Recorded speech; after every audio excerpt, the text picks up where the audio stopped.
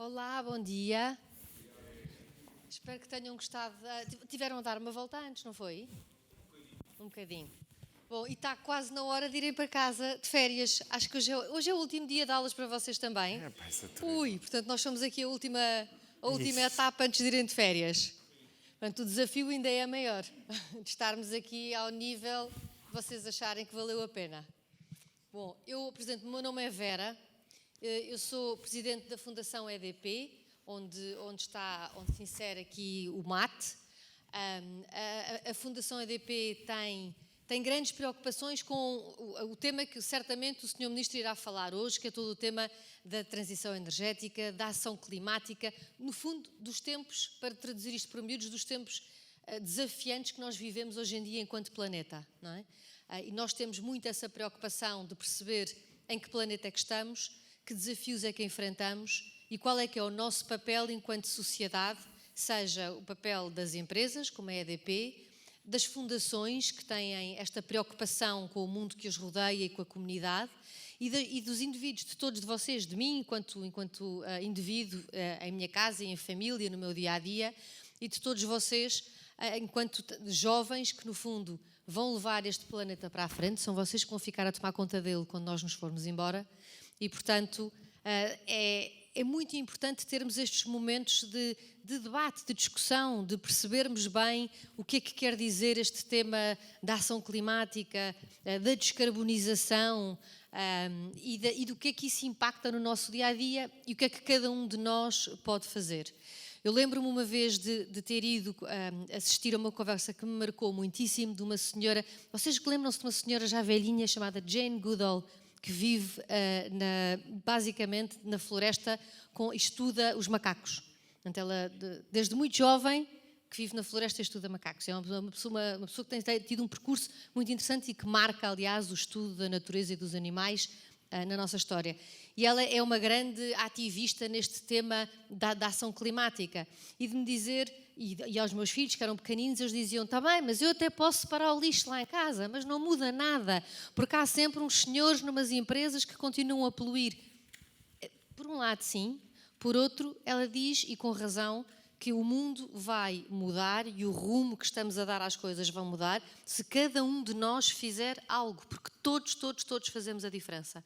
Por isso é que eu acho que estes momentos como este que temos aqui, e que teremos o prazer de ouvir o Sr. Ministro do Ambiente e da Ação Climática, são momentos importantes. Aproveitem, coloquem todas as vossas dúvidas, deem ideias se as tiverem, desafiem-nos, quer ao Sr. Ministro, quer aqui à Fundação EDP, desafiem-nos com ideias novas que vocês acham que faça sentido. E vou já passar a palavra para começarmos. Obrigada. Eu tenho aqui o microfone. Bom dia uma vez mais a todas e a todos. Quero começar por agradecer à Fundação EDP, cumprimentar a Vera, cumprimentar também o Miguel Coutinho e o Manuel dos Santos, da administração da Fundação EDP, cumprimentar a todos vocês, alunas e alunos da escola e aos professoras que estão aqui, dizer que é um desafio muito grande, também cumprimentar a Novo Ver está aqui, dizer que é um grande desafio para mim estar aqui a falar convosco, ainda para mais tendo em conta que saber que vocês vão começar as férias a seguir esta intervenção. Já não é fácil falar de ambiente com as gerações mais novas, que são muito reivindicativas e ainda bem, quando ainda para mais este desafio de ser eu aquilo que distancia as vossas férias, é sempre, cresce ainda o grau de responsabilidade. Eu vou tentar, por um lado, dar-vos alguma informação, e a minha expectativa no final é de conseguir conquistar alguns de vocês para aquilo que é a causa climática, que eu acho que é uma causa de todos e em particular das novas gerações, mas também aumentar o grau de exigência que vocês podem ter enquanto cidadãos, inclusivamente com o governo, do vosso governo, o governo do nosso país. Portanto, o meu nome é Eduardo Cordeiro, sou o Ministro do Ambiente e da Ação Climática. Eu quero-vos falar um pouco sobre a questão das alterações climáticas e das políticas e das decisões que todos nós podemos tomar no nosso dia-a-dia que contribuem, de alguma forma, para combater este fenómeno e para conseguirmos ter um planeta durante muitas décadas sustentável para todos nós. Para as vossas gerações, para vocês, para as vossas famílias, para os vossos filhos, para os vossos netos. O problema que nós temos do ponto de vista ambiental das alterações climáticas é um problema mundial, é um problema de todos nós, é um problema de todos os países. há cerca de 2 dias atrás, celebrámos o Dia Mundial do Ambiente. O Dia Mundial do Ambiente, que é o dia 5 de junho, foi instituído há cerca de 50 anos atrás.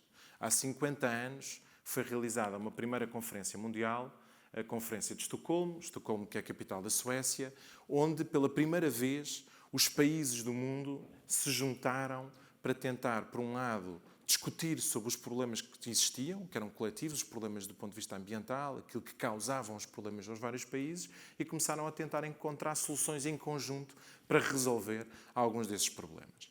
Há 30 anos atrás, tinha mais ou menos sensivelmente a vossa idade, tivemos a Conferência do Rio de Janeiro, de 1992, que foi chamada a Cimeira da Terra, que foi outro grande momento de entendimento global para aquilo que são a tentativa de definição de políticas à escala mundial para resolver problemas que são de todos nós. E desde então, desde mais ou menos 1994, aquilo que é as Nações Unidas, que é uma organização internacional que junta os vários países do mundo inteiro, tem instituído, mais ou menos, sensivelmente todos os anos, conferências para fazer um ponto de situação do problema e tentar identificar soluções que nós temos à escala global. São chamadas Convenções Quadro das Nações Unidas.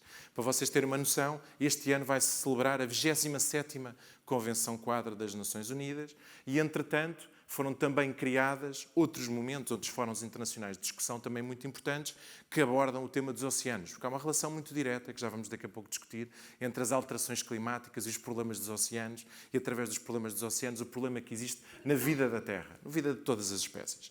E, já agora, para a vossa informação e também por orgulho, Portugal, no final do mês de junho, vai ter em Portugal, vamos realizar aqui em Portugal, a segunda Cimeira dos Oceanos. A segunda vez que se realiza esta Cimeira dos Oceanos vai ser realizada aqui em Portugal, no final deste mês, onde vêm, no fundo, ministros, líderes de países, de todos os países do mundo, vêm cá a Lisboa, mais uma vez, fazer um ponto de situação do problema que nós temos e discutir medidas que nós podemos adotar para a frente. Tem muitas matérias que nos impactam a todos e, em particular, ao nosso país, que tem uma extensão muito grande de costa e de ligação ao Oceano Atlântico.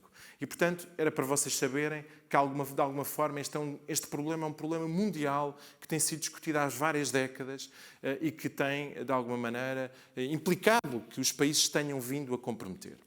Para terem uma noção, associada a estas conferências que têm sido realizadas, existe um conjunto de cientistas que têm analisado a dimensão do problema. E estes cientistas, recentemente, publicaram um relatório que nos diz que, infelizmente, temos cada vez menos tempo para poder adotar medidas que tenham um impacto objetivo naquilo que é a redução do problema das alterações climáticas. Eu já vou aprofundar um bocadinho o que é o problema das alterações climáticas para vocês terem noção, mas de alguma maneira é importante ter consciência que aquilo que nós estamos aqui a discutir, a necessidade de introduzir mudanças na nossa vida, nos países, é urgente, é importante e tem que ser implementada com rapidez.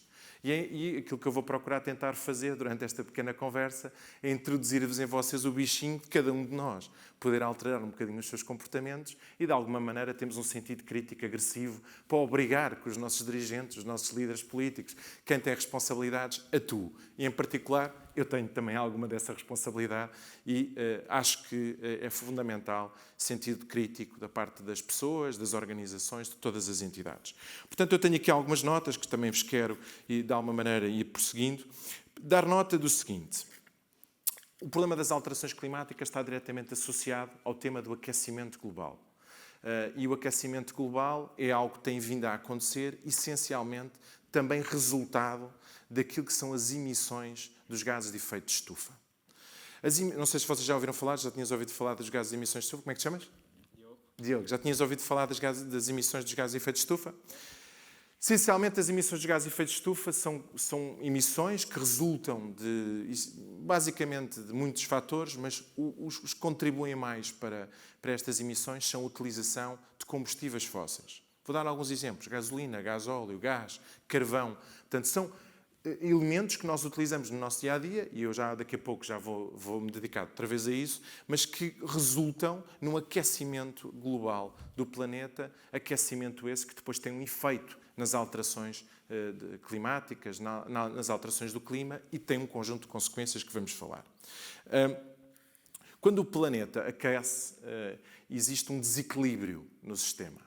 E esse desequilíbrio leva a que, no fundo, aconteçam estas alterações do clima que são extremas.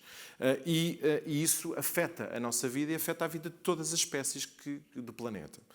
Nós temos várias implicações com o aumento da temperatura. A primeira e mais relevante é que aquece também a temperatura dos oceanos. E com a temperatura dos oceanos a aquecer, começa a acontecer um fenómeno que é o degelo, que são as calotas polares, as calotas que, no fundo, são regiões do nosso planeta que estão nas extremidades, no Polo Norte e no Polo Sul, que estão cobertas de gelo, começam a derreter. E com esse fenómeno começa a aumentar aquilo que é o nível dos oceanos. E com o aumento do nível dos oceanos, entre outras coisas, começam a acontecer fenómenos em todos os países, começam a alterar-se os ecossistemas dos oceanos, afetam as espécies, mas acontecem também outras coisas, também muito perto de nós. Começa a acontecer, por exemplo, aqui em Portugal nós conseguimos identificar, começa a haver menos areia nas praias. Muitas vezes cidades que vivem nas marginais, quando há tempestades muito grandes no mar, começam a ver o mar a cavalgar para dentro das estradas, a arrebentar com as estradas que ficam à frente das nossas costas, e isto são tudo consequências de aspectos tão significativos como este. As alterações climáticas, o aquecimento dos oceanos, o degelo e, por sua vez, os impactos que trazem associados a todos estes fenómenos. E como já vos, no fundo, de alguma maneira, temos que isto transmitir, há ainda um outro aspecto muito importante, que é, começam a acontecer fenómenos, do ponto de vista das alterações climáticas, extremos. Começamos a ter mais vezes temperaturas muito altas, em determinados dias.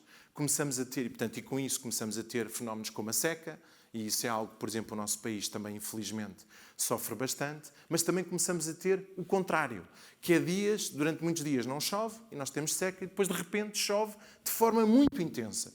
E nós temos inundações, muitas vezes nas nossas cidades, nos sítios onde nós vivemos, e isso provoca um conjunto de danos muito significativos na vida das pessoas. Em alguns países começam a acontecer mais vezes furacões, começam a haver tempestades muito graves e tudo isto traz consequências nas nossas vidas. Porque nós podemos ter o azar de viver numa cidade onde acontece uma inundação, nós podemos viver numa zona onde, por razões de ausência de chuva, temos uma seca extrema e deixa de haver disponibilidade de água, por exemplo, para cultivar alimentos ou mesmo para outros aspectos, para a produção de energia. Estamos aqui numa fundação que está associada a uma empresa de produção de energia. Falta de água também produz, muitas vezes, esse fenómeno de ausência. Portanto, há consequências diretas na vida de todos nós. Todos nós podemos, de alguma maneira, vir a sofrer. E, muitas vezes, o sofrimento é muito significativo. Estamos a falar de catástrofes humanas, desgraças, perdem-se vidas com os fenómenos das alterações climáticas. E, portanto, nós, por vezes, estamos a discutir um aspecto que nos parece muito distante, mas quando nós começamos a perceber as consequências do dia-a-dia, isto torna-se, por vezes, infelizmente, algo que impacta diretamente nas nossas vidas, das nossas famílias, das pessoas que nos rodeiam. Por tudo isto, os países decidiram assumir responsabilidades, assumir compromissos.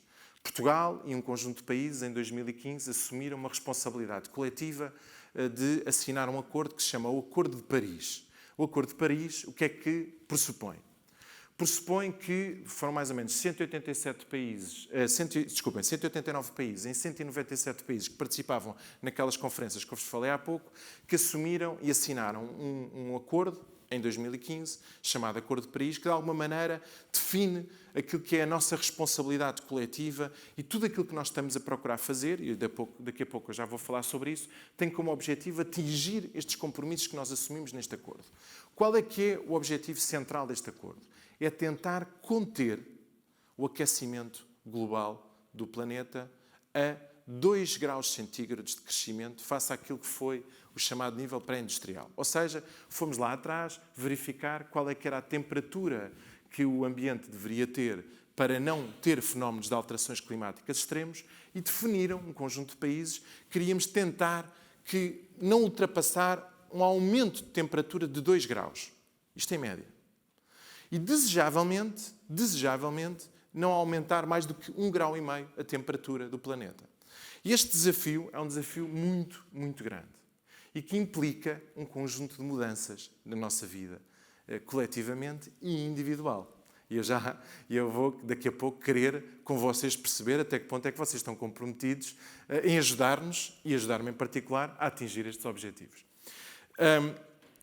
Recentemente, os tais cientistas que estão a analisar frequentemente, que eu já vos falei, a analisar frequentemente como é que estamos a evoluir do ponto de vista destes objetivos globais que temos e das metas que temos atingido, publicaram um relatório que nos diz que estes próximos 10 anos, até 2030, vão ser determinantes para nós conseguirmos atingir este objetivo.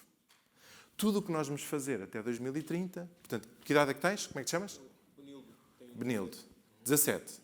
Até aos teus 25, tudo o que nós vamos fazer é determinante. Portanto, quem diz para ti, diz para todos nós, não é? Portanto, nós temos 8 anos para tentar realmente introduzir alguma mudança nas nossas vidas. Eu já vou falar de algumas que nos dizem diretamente respeito a nós. Quem diz a nós é o país, decisões muito grandes que nós estamos a tomar, a empresas como a EDP, mas também matérias que vocês todos podem introduzir na vossa vida e que nos podem ajudar a atingir este objetivo. Portanto, nós temos, na prática, 8 anos para tentar impactar de forma muito significativa. E eu, sendo eu Ministro do Ambiente e da Ação Climática, tenho plena noção da responsabilidade que, em particular, estes 4 anos que vamos ter pela frente, o Governo tem no conjunto dos 8 anos que temos pela frente. Portanto, é um desafio grande, um desafio muito grande que nós todos temos enquanto sociedade, enquanto país. E Portugal assumiu, para atingir estes objetivos, um compromisso adicional, que eu vou querer-vos falar um bocadinho dele, que é assumir a responsabilidade, que é um palavrão que eu vou dizer a seguir, é uma palavra muito, muito complicada, que assumimos em 2016, na sequência do compromisso que nós assinámos do Acordo de Paris, que eu vos falei há pouco, nós assumimos em 2016, numa cidade marroquina chamada em Marrakech, assumimos a responsabilidade de chegar a 2050, ainda falta muito até 2050, atingir a neutralidade carbónica. O que é que quer dizer este palavrão, neutralidade carbónica? Quer dizer o quê? Quer dizer que nós temos, por um lado, como eu vos dizia há pouco, emissões de gases de efeito de estufa, que nós todos produzimos, já vou explicar de onde é que nós produzimos essas emissões, e por outro lado temos a capacidade de capturar estas emissões. E por onde é que nós emitimos as emissões? Nós emitimos as emissões de várias formas. A produzir energia. Entre 2007 e 2017, 25% das emissões, destas tais emissões que nós queremos conter, resultam da produção de energia. Energia que nós utilizamos no dia-a-dia. Cerca de 25% são os transportes. Andar de carro. Andar de carro individual, que consome gasolina e gasóleo. Cerca de 23% é a nossa indústria. É a necessidade de energia que a nossa indústria tem para produzir bens, para produzir serviços. Cerca de 10% é a agricultura. Cerca de 8% são os resíduos, o lixo, a forma como nós tratamos o lixo. Porque todos nós, não é? Deixamos o lixo nos caixotes, os caixotes são recolhidos e depois existe uma forma de tratamento desse lixo. A forma de tratar esse lixo também produz emissões. E isso representou, nessa década, cerca de 8% das nossas emissões. E depois nós temos forma de capturar este dióxido de carbono, este CO2. E como é que nós podemos capturar o CO2? De forma muito simples, através do capital natural dos países. O que é o capital natural dos países? São os terrenos que nós temos na agricultura, é a nossa floresta, são os nossos matos, são toda a dimensão verde do país que capta o CO2. E quando nós dizemos, para só vocês terem uma noção, o desafio da neutralidade carbónica, para terem uma noção, entre 2007 e 2017, aquilo que é o capital natural do país apenas capturou 12% de todas as emissões. Isto significa que para nós conseguirmos chegar ao objetivo que nós temos que reduzir bastante as emissões. Ao mesmo tempo, temos que, obviamente, tentar aumentar a capacidade de captura de carbono através das nossas florestas, só para dar um exemplo, mas nós vamos ter que reduzir muito as nossas emissões. De outra forma, vai ser muito difícil chegar ao objetivo que nós temos. E, por isso, dar nota que nós sabemos que as emissões produzem um efeito de aquecimento, o aquecimento produz o efeito das alterações climáticas, as alterações climáticas criam problemas nas nossas vidas, do ponto de vista da dimensão humana, do ponto de vista económico, do ponto de vista social, e nós todos temos que, de alguma maneira, produzir mudança, ou seja, mudar os nossos hábitos. individualmente e enquanto país. Vou dar um exemplo daquilo que nós podemos fazer. Todos nós gastamos energia e, através da energia, gastamos CO2. Quando cozinhamos, quando andamos de carro, quando ligamos as luzes em casa, quando ligamos o aquecimento, todos nós gastamos energia e, através da energia, gastamos CO2. Como há pouco, nós simplesmente, tão aspecto tão simples como reciclar. Como é que te chamas? Susana, reciclas em casa? Bastante? Nem por isso. Pronto. A diferença entre reciclar e não reciclar. Quando nós reciclamos, o lixo vai ter menos energia no tratamento, porque vai ser aproveitado outra vez para fazer qualquer coisa. Quando tu não reciclas, a parte que não é reciclada gasta mais energia no tratamento, porque ela é utilizada ou vai para um aterro ou é queimada e acaba por gastar mais energia. Reciclar é uma forma também útil de nós, de alguma maneira, pouparmos nas emissões de CO2. E, portanto, nós temos que mudar a nossa forma de trabalhar, mas também temos que mudar a forma de nos organizarmos socialmente. Por exemplo, grande parte da energia que nós produzimos vem das tais fontes do carvão, do gasóleo, do gás, da gasolina. Do ponto de vista da eletricidade, por exemplo, foi tomada uma decisão em Portugal muito relevante, que foi nós decidimos fechar as nossas centrais de produção de energia a carvão. Só para ter uma noção do impacto que esta medida teve, só com esta medida foram possíveis reduzir aquilo que correspondiam a 10% das emissões que o país tinha de gases de efeito de estufa, quando comparamos com os dados que anteriormente existiam em Portugal. E uma das coisas que nós podemos fazer, por exemplo, do ponto de vista da produção de energia, é apostar em energias renováveis. Sabes o que são energias renováveis? Como é que te chamas? Parite. O que é que para ti são energias renováveis? Bem, energias renováveis, tu sabes? Energias renováveis são aquelas que aproveitam os recursos naturais que temos no nosso país.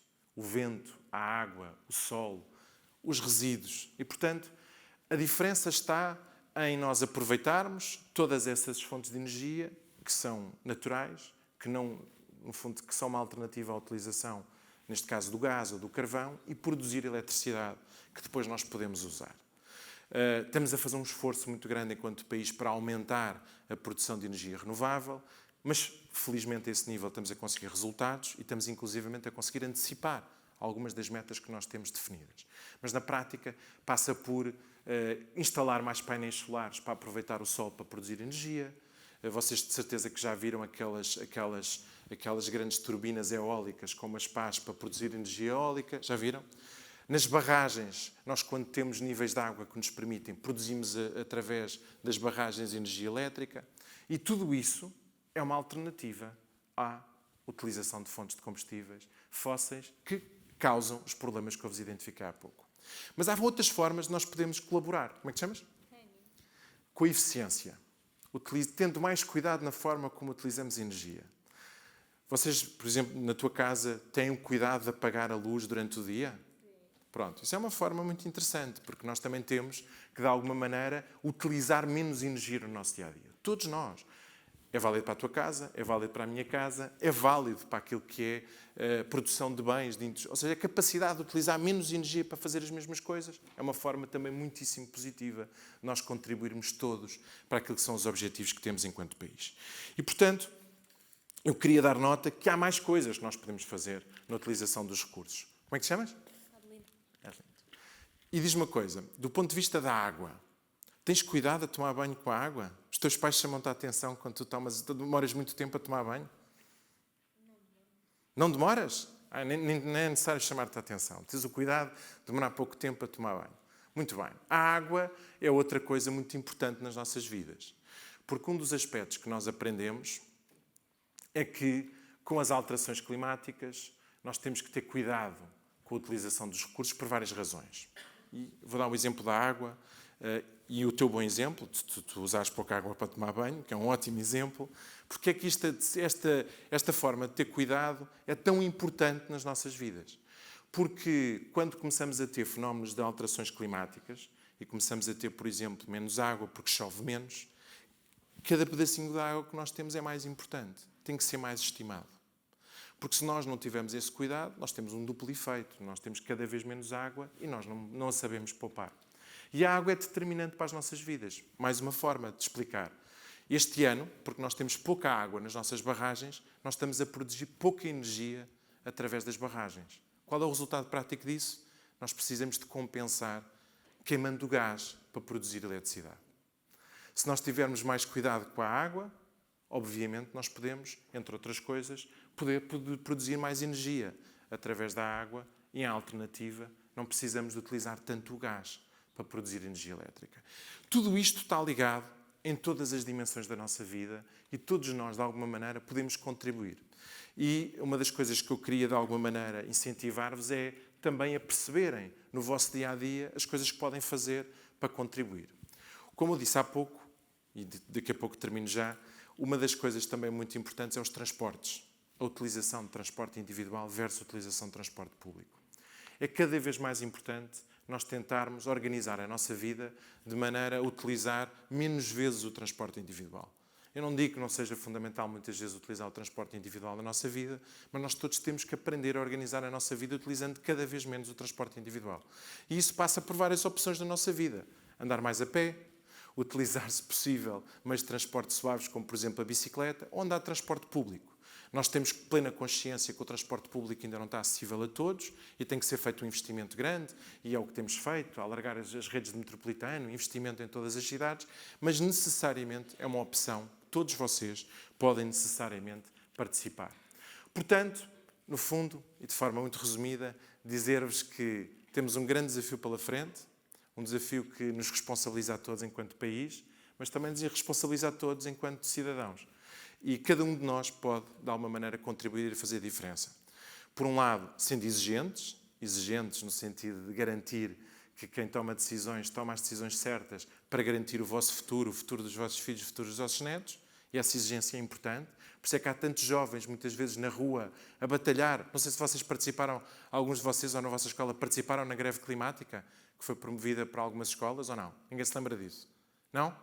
Pronto, houve uns estudantes que organizaram, inclusivamente, umas greves, não estou aqui agora a dificultar a vida às suas professoras, mas houve uns estudantes que, por todo o mundo, organizaram uma greve para reivindicar políticas mais rápidas, ação mais musculada por parte dos países. E é fundamental esse espírito de ativismo. Não vos quero incitar a participar na próxima greve, mas, de alguma maneira, isto tudo resulta de iniciativas que jovens da vossa idade têm um pouco por todo o mundo. Mas depois cada um de nós, podemos tomar opções que nos facilitam.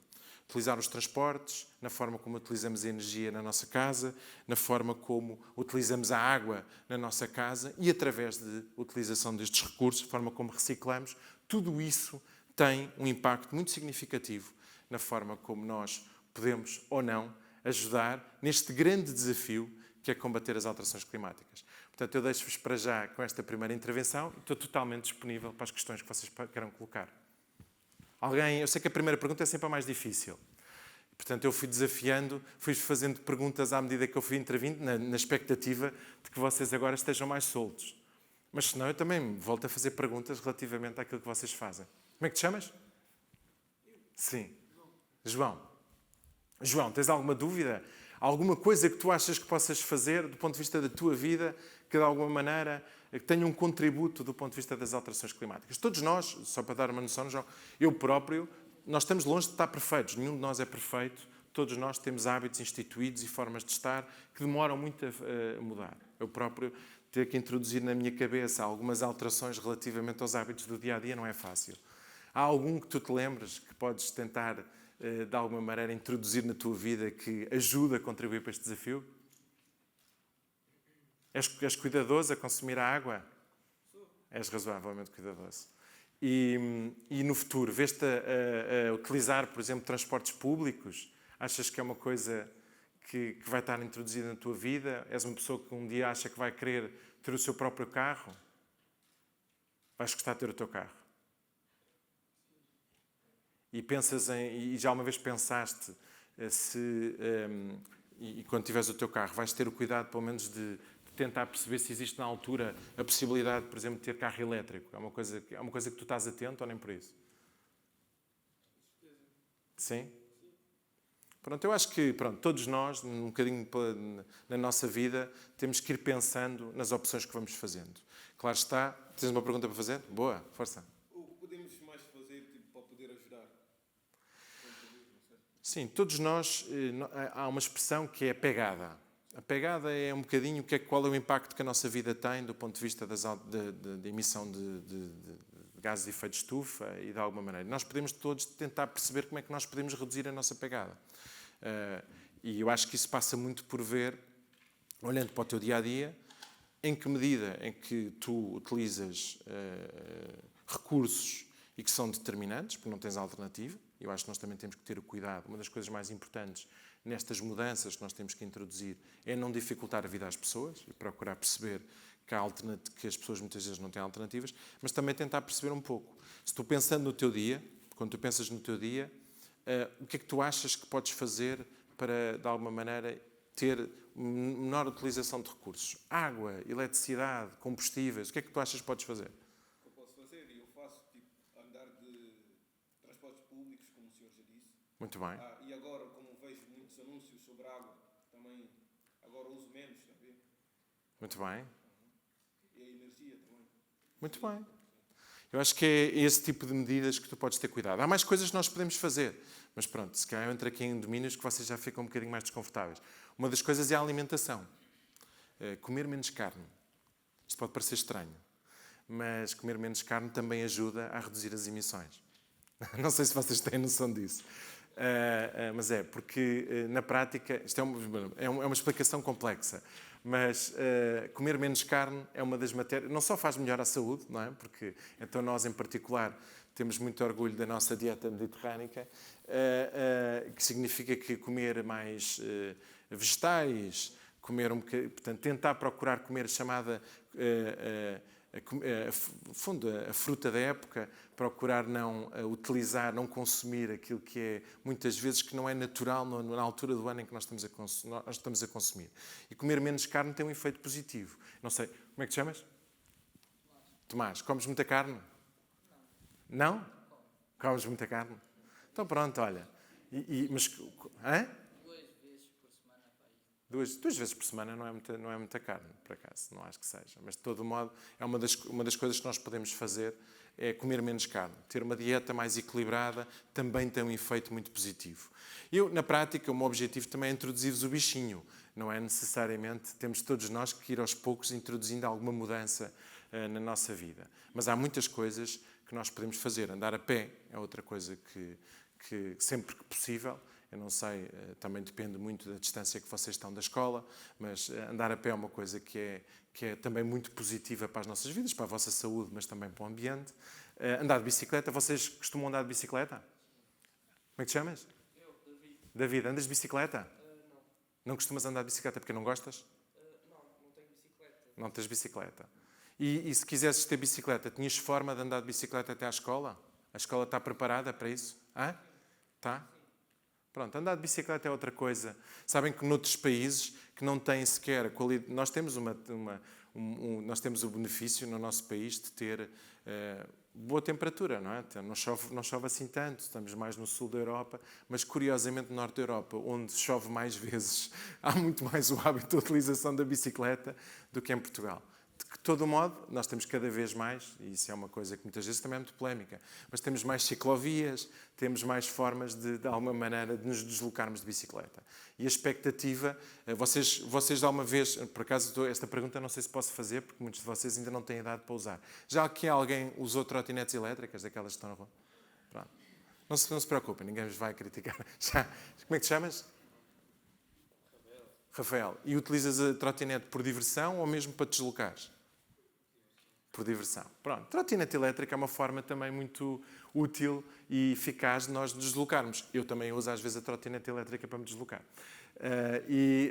Sério, eu já faço isso pelo menos de vez em quando. O meu filho, vou com o meu filho e vamos, também não posso, porque aquilo é só uma pessoa por trotinete. Mas vou com o meu filho de trotinete para a escola uma vez por mês, pelo menos, porque nós temos essa possibilidade. E vou com ele uma vez por mês e ele também adora. Isso é outra forma por nos deslocarmos. Mas hoje em dia nas cidades nós encontramos trotinetes elétricas, bicicletas não elétricas, quando vocês forem mais velhos, motos elétricas. Aquilo que é, no fundo, quase todas estas coisas são acionadas por telemóvel. Ou seja, são coisas que no vosso telemóvel, desde que tenham o telemóvel carregado, podem utilizar o telemóvel para todas estas formas de mobilidade. Estas são formas de mobilidade alternativa aos transportes públicos e são úteis do ponto de vista da cidade. Obviamente que isto exige que as cidades se preparem para utilizar este tipo de meios de mobilidade, mas na realidade eu acho que há uma matéria, é uma dimensão em que a vossa geração vai necessariamente não só utilizar com grande frequência, como ainda vai inventar provavelmente ainda novas formas de nos deslocarmos. Para vocês terem hoje uma noção, eu acho que do ponto de vista de transportes, como estava-vos há pouco a dizer, há um desafio grande. Nós temos que tentar fazer várias coisas ao mesmo tempo. Temos que tentar fazer com que haja mais pessoas a utilizar o transporte público, mais pessoas a andar a pé, a andar de formas de mobilidade suaves, e temos que tentar, de alguma maneira, também alterar aquilo que é a utilização dos veículos. Ou seja, em vez de utilizar veículos que se consomem gasóleo ou gasolina, passar a tentar começar a introduzir cada vez mais o veículo elétrico. Isso exige uma enorme mudança, porque nem toda a gente tem a possibilidade de ter perto de sua casa um carregador de carro para os carros elétricos. Não sei se vocês sabem, tudo isto exige baterias, vocês têm consciência disso, é um bocado como o telemóvel, e, portanto, tudo que tem bateria exige que seja carregado. Da mesma maneira que nós carregamos o telemóvel à tomada, os carros elétricos, as bicicletas elétricas, as motas elétricas precisam de ser carregadas. E isso exige muitas vezes mudar as cidades para poder estar preparadas para todo esse carregamento. Há outras coisas que também hoje em dia que também são úteis, porque há muitas destas motas e destas trotinetes que têm as baterias, são possíveis de serem retiradas e de ser outra vez colocadas. E, portanto, as pessoas podem levar as baterias para casa. Portanto, vai haver uma revolução nos próximos anos. Entre ter mais sítios para carregar, ou vocês poderem levar as baterias para casa e poderem trazê-las outra vez para as vossas trotinetes ou para as vossas bicicletas, eu acho que vai haver, obviamente, uma mudança muito grande. Não sei se têm mais questões, se têm mais dúvidas, para além disto, sobre aquilo que são as decisões que nós vamos tomando no nosso país. Não? De certeza? Estão todos esclarecidos, não é? Está-se a aproximar as férias, não é? Falta um pouco de tempo para as férias. Eu não sei muito bem quanto tempo temos. Pronto. Então, na expectativa que eu tenha sensibilizado alguns de vocês para mudar os vossos hábitos, outros para se tornarem ativistas do ambiente e participarem nas greves climáticas, eu desejo-vos a vocês todos umas ótimas férias e ajudem-me, dentro do possível, a tentar levar a bom porto esta tarefa sempre difícil de conseguirmos cumprir com os nossos objetivos enquanto país, conter as alterações climáticas e evitar chatices e catástrofes no nosso país. Diz-me. A Rússia ainda está nessa cena climática? A Rússia? Sim. Olha, pergunta difícil, hein? Rússia. O que é que está a acontecer por causa da guerra da Ucrânia? A guerra da Ucrânia, o que é que vai fazer? Todos estes problemas que eu vos identifiquei tornaram-se ainda mais importantes e mais urgentes por causa da guerra da Ucrânia. Porquê? Porque a Rússia era um grande fornecedor de combustíveis fósseis.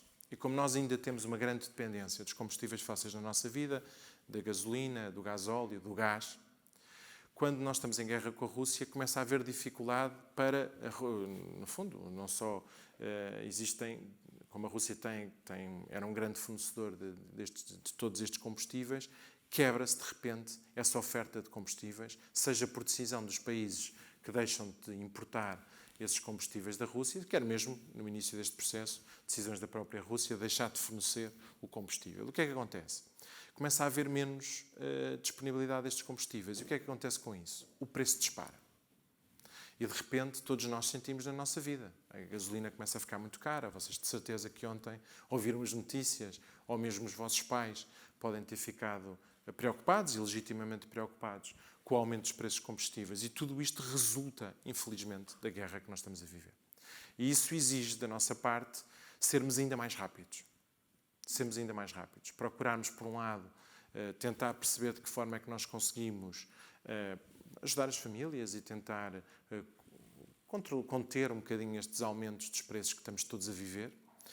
Outro problema que vai haver é também um problema ao nível do fornecimento, por exemplo, de cereais, que são fundamentais na nossa vida. E, portanto, exige que a mudança seja mais rápida. Se toda aquela urgência que eu estava a falar, que resulta das alterações climáticas, do aquecimento global, a crise que nós estamos a viver por causa da guerra da Ucrânia, a crise energética que nós estamos a viver, obriga-nos ainda a sermos mais rápidos na forma como fazemos tudo isto.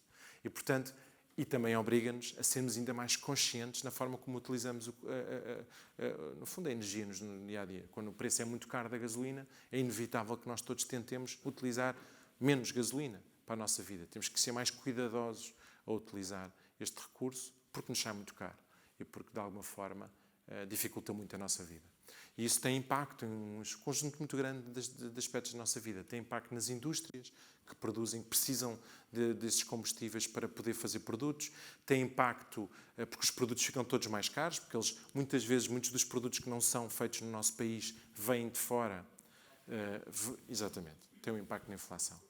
E isso torna ainda mais necessária a capacidade de nós sermos eficazes neste grande tarefa que temos pela frente, de tentar mudar os nossos hábitos, de acelerar aquilo que nós chamamos de transição energética, de começar a tentar produzir energia por outras fontes que não essas, para tentar evitar que no futuro, em futuras situações e crises como estas, nós tenhamos um impacto tão grande como o que estamos a ter hoje. E isto também tem obrigado a que os países se entendam. A nível europeu, nós todos nos estamos a procurar entender para encontrar alternativas, porque estamos todos a viver mais ou menos os mesmos problemas. Estamos a viver aqui em Portugal e há outros países que estão a viver também impactos ainda maiores. A inflação é grande neste momento no nosso país, mas em outros países ainda é maior, porque eles dependem mais desses combustíveis. E, portanto, vão ser tempos desafiantes que vamos ter pela frente. Desejo-vos a todos umas ótimas férias. Tentem consumir poucos recursos nas vossas férias. Aproveitem ao máximo, gozem bem a vida, que acho que é muito importante. Sra. Professora, com certeza.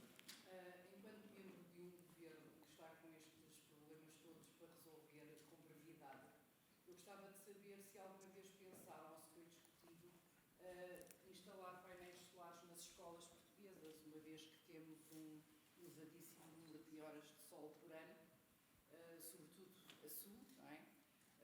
Se isso nunca foi ponderado. Foi. Vou-lhe responder nestes termos. Na administração pública, depois das escolas, nós temos para quem não sabe, não é suposto todos saberem, o Ministério do Ambiente tem um chamado Fundo Ambiental. E o Fundo Ambiental é um orçamento que nós temos, que resulta essencialmente de parte daquilo que é a taxa que nós cobramos sobre o carbono. Portanto, as emissões produzem, portanto, nós cobramos de uma taxa as emissões de carbono e parte fica num orçamento que se chama Fundo Ambiental do Ministério do Ambiente e da Ação Climática. E uma das coisas que nós fazemos ao abrigo desse Fundo Ambiental, mas também ao nível do Programa de Recuperação e Resiliência, que é um programa que foi criado a nível europeu, foi exatamente criar um aviso para a eficiência energética para a administração pública. E isso passa por um lado, substituição de tudo o que possa ser infraestrutura que permita consumir menos energia, mas também passa por incentivar, digamos assim, investimento na produção de energia na administração pública. Em relação concretamente às escolas, não sei, mas não sei se no fundo tem aqui um aproveitamento deste fundo, porque na prática o fundo houve muitas candidaturas, nós inclusivamente vamos este ano esgotar a verba toda que tínhamos prevista para esse investimento na administração pública, mas eu concordo com a sua perspectiva que as escolas podiam também dar um exemplo no sentido de se tornarem elas próprias autónomas do ponto de vista, autossuficientes do ponto de vista de energia, e até mais do que isso, porque uma das coisas que nós estamos a tentar estimular é a chamada produção de energia descentralizada, que é exatamente painéis solares um pouco espalhados por todo lado. Em Portugal ela representa apenas 3% da produção de energia do nosso país. E nós gostávamos que representasse muito mais. As empresas de produção de energia têm estado a apostar na produção de energia descentralizada, ou seja, fazendo parcerias com a administração pública, com privados, com empresas, para conseguirmos aproveitar melhor o espaço. É um desafio grande, até lhe digo uma coisa, porque para nós vai ser um desafio muito grande a instalação de painéis solares no país, porque nós vamos ter que encontrar espaços para os colocar. Os espaços urbanos, não é? Os espaços os telhados das escolas, os telhados de outros espaços que são aproveitados nas cidades, de alguma maneira geram menos crítica menos rejeição. Quando nós temos que instalar grandes parques de produção de energia solar em terrenos, não é? As pessoas muitas vezes rejeitam, porque alteramos a paisagem. E, portanto, é um grande desafio para nós tentar aproveitar o máximo possível dos espaços dentro das cidades, seja com programas diretamente financiados por nós, seja em parcerias que possam ser desenvolvidas com empresas de produção de energia. E, portanto, eu fico com esse registro da sua parte e tentarei perceber, em concreto, para se algum dia voltar a encontrá-la, dar-lhe resposta sobre a sua escola e a capacidade de nós instalarmos lá um painel solar. Já mandei ver. E acho que tem uma coisa também muito positiva, que é, também ajuda bastante a que estas discussões se tornem visíveis, digamos assim, naquilo que é o espaço onde nós estamos no dia-a-dia, não é? E, portanto, as pessoas compreenderem que, tendo lá um painel solar, a importância que ele tem, digamos assim, para não saber. Muito obrigado. Boas férias. Obrigado por esta pequena discussão.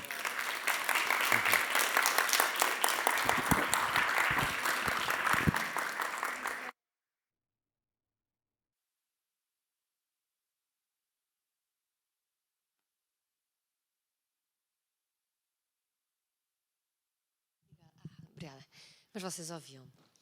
É uma honra termos a oportunidade de ouvir um importante governante do nosso país ligado a esta matéria, não é? Portanto, espero que tenham tirado partido disso.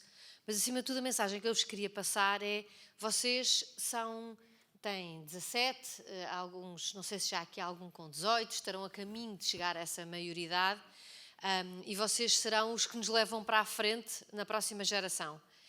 Momentos como este, de debate e de discussão, é muito importante para que vocês depois possam fazer as escolhas certas, não apenas no vosso dia-a-dia, mas também quando nos elegerem, quando elegerem os nossos governantes, quando escolherem as companhias que querem que vos abasteça a eletricidade, quando exigirem da comunidade, das câmaras, da cidade, aquilo que entendem que é importante para a vossa vida, para as vossas famílias, para o planeta. E para o fazerem, para serem cidadãos preparados para exigir, é importante envolverem-se. Envolverem-se nestas discussões, nestas reflexões, neste debate, nestas oportunidades com o Sr. Ministro e entre vocês também no vosso dia-a-dia. São matérias que não vos devem passar ao lado, porque o nosso futuro, de todos nós, o vosso, depende desse vosso envolvimento. Tá bem? É com essa intenção que a Fundação tem montado estas conversas de energia. E espero que levem daqui, sobretudo, essa vontade de continuar a pensar sobre o assunto, discutirem entre vocês, e nós, Fundação, vamos discutir com a senhora professora o que é que podemos fazer com as placas solares. Obrigada a todos.